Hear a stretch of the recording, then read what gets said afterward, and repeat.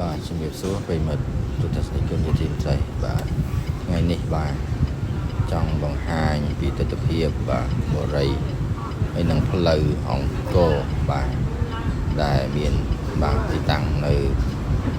ពីផ្លូវទំនប់បាទជាប់ជាមួយកម្មកោសិទ្ធិបាទហើយឆ្ពោះទៅបាទបរិយាមានភ្នំពេញនិងក្រែនភ្នំពេញបា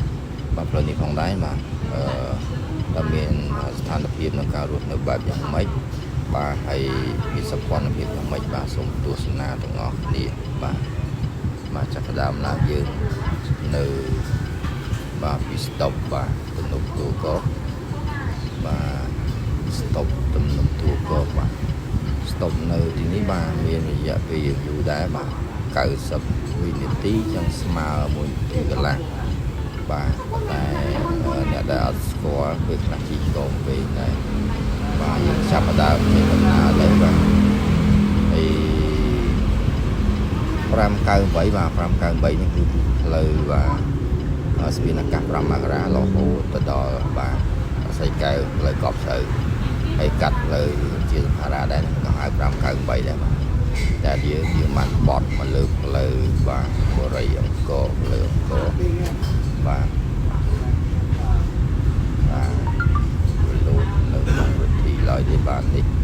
មហាវិថីអង្គរបាទមហាវិថីអង្គរយើងគិតចាប់ពីផ្លូវពីស្តុបបាទស្តុបបាទទំនប់ទូកោទៅបាទនេះកម្ពុជាសិទ្ធិបាទយើងឃើញណាវាអត់សូវមានបាទផ្ទះជាពលរដ្ឋទេបាទមានតែខុនដូកម្ពុជាសិទ្ធិបាទបានបើកយូរជាណាស់ហើយប៉ុន្តែផ្លូវនេះមានរបៀបស្ងប់ស្ងាត់ឡើយទេមិនសូវយូរអមបានទេបាទនេះគឺមើលតាមផ្លូវណាគឺមើលតាមផ្លូវបាទទៅមើលរបៀបយើងស្គាល់ទៅផ្លូវនេះផងដែរបាទយើងមានបាទខុនដូកម្ពុជាសិទ្ធិ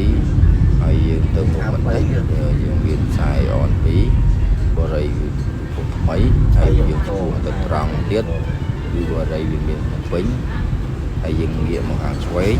វាជាប់ជាមួយបាទស្គាត់ទៅកម្មកម្មនិងក្រែនភ្នំពេញបាទគឺគម្រោងធំៗដែរកម្មនេះគម្រោងធំល្បីដែរបាទប៉ុន្តែវាចន្លោះពី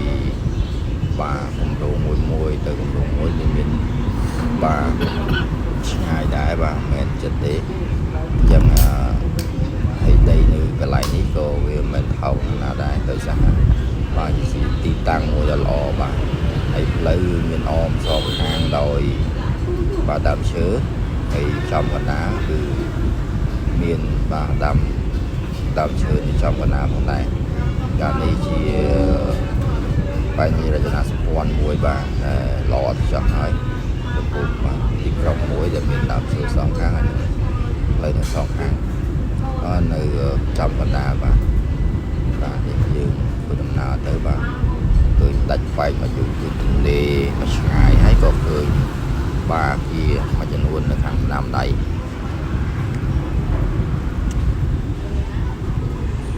បាទផ្លូវនេះច្រកនេះផងដែរបាទជាប់ទៅនឹងខណ្ឌសីកែវផងដែរ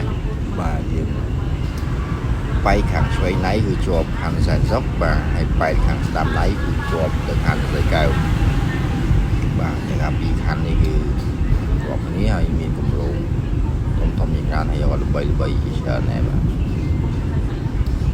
បាទនេះពេលថ្ងៃបាទតែបើថាពេលយប់វិញស្ងាត់ជ្រាបបាទអត់មានឈើតែប៉ុន្តែឡានម៉ូតូច្រើនបាទផ្លូវនេះគឺឡានម៉ូតូច្រើនចង្កាយពេលខ្លះក៏មានការកកស្ទះផងដែរប៉ុន្តែនិយាយរឿយៗគឺយូរម្ដងបានយើងឃើញកកស្ទះបាទនេះដល់ស្តុបហើយបាទដល់ស្តុបបាយទៅអេអន2ហើយនៅខាងស្ដាំដៃយើងបាយទៅខាងសីកែវ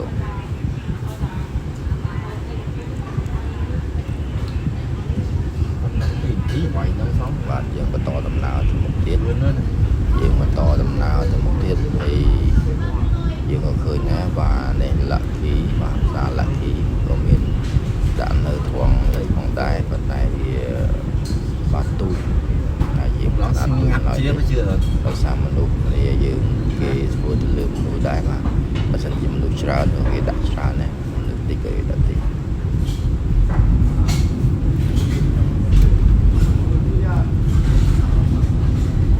បាទយើងនេះបាទយើងដល់បរិយាកោហើយ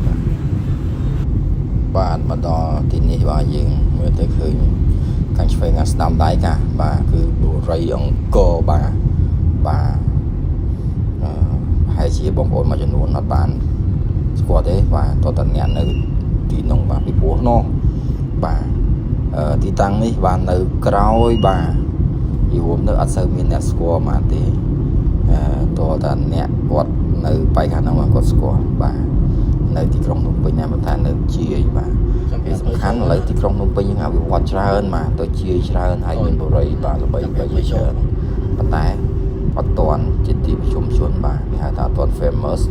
បាទហើយក៏លាក់ខ្លួនពួកអាត្មាបាទតែសម្រស់របស់ក្នុងទីតាំងគឺស្អាតមែនសោះស្អាតមែនទែនផាសុខភាពបែបគេថាមានដើមឈើបាទមានសួនមានអីផ្សេងអញ្ចឹងបាទគឺផាសុខភាពមែនទែនអត់ដូចនៅទីក្រុងភ្នំពេញនៅកណ្ដាលក្រុងភ្នំពេញរបស់យើងទេនៅកណ្ដាលក្រុងភ្នំពេញរបស់យើងបាទមានសិតតែអគារបាទឡានម៉ូតូបាទផ្សែងរាល់ថ្ងៃអញ្ចឹងបាទនេះគ្រាន់តែជាការបង្ហាញដល់បងប្អូនទស្សនិកជនទាំងអស់គ្នាដើម្បីថាឲ្យគេលោថាអូចង់បាទមានផ្ទះផាសុខភាពឡៃណាមួយអីគឺឡៃណាអីយើងអាចបាទយើងមកតាមមើលទៅយើងអាចដឹងបានលើផ្លូវមួយណាឬក៏បាទកន្លែងរស់ស៊ីឡៃណាទីជួបជុនច្រើនសុវត្ថិភាពអាហ្នឹងបងប្អូនបាទសើចមើលតាមនឹងទៀតចោះបាទចំណែកខ្ញុំបាទមានតែបាទប៉ុណ្្នេះទេដើម្បីបង្ហាញទៅដល់បាទចំណាយអារម្មណ៍របស់បងប្អូនទាំងអស់គ្នាបាទនៅលើតាមដងផ្លូវបាទពីមួយចំណុចទៅមួយចំណុចពីដើមផ្លូវរហូតដល់ចុងផ្លូវបាទនេះគឺជាបាទហើយយើងត្រឡប់មកនគររំលែកកម្មខណ្ឌសែនសុខបាទរូបភាពរបស់យើងវិញបាទនេះប្រចាំងនៅខាងស្ដាំដៃគឺ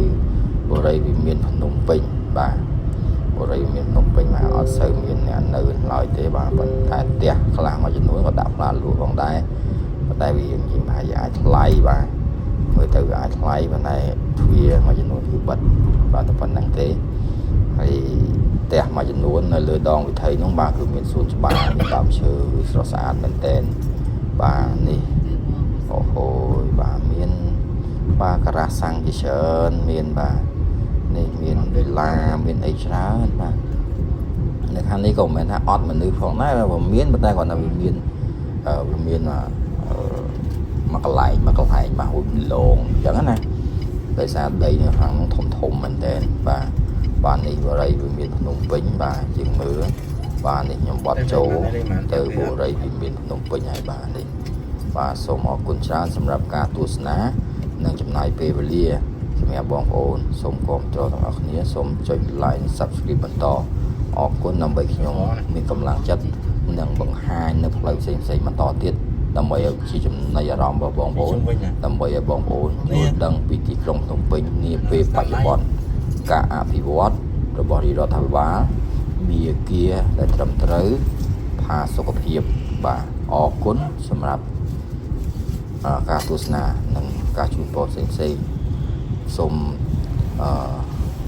ឲ្យមានការរីកចម្រើនទាំងអស់គ្នាទៅថ្ងៃមុខនិងឆ្នាំក្រោយៗទៀតអរគុណជំរាបលា